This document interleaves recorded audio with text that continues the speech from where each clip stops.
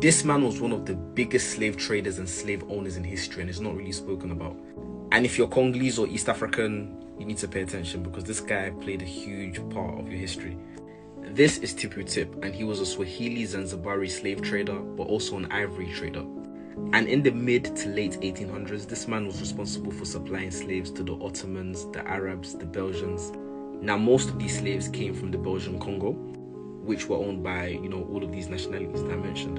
And Tippu Tib himself would lead expeditions into Congo with his army of men. And they would basically raid villages, enslave people, bring them back to Zanzibar along with the ivory.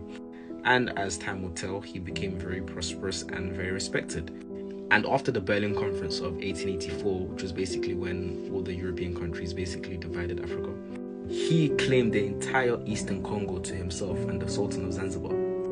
And by 1895, he owned 7 plantations and over 10,000 slaves. Now, at the time, he had a lot of, frequent tension in the Congo, as you would imagine, because many people were enslaved and forced to work in harsh conditions.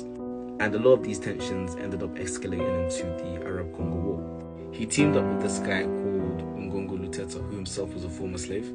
And he did this because he thought that his power was dwindling, Europeans were creeping in, and he wanted more slaves. And between them, they captured and sold between 50 to 100,000 slaves.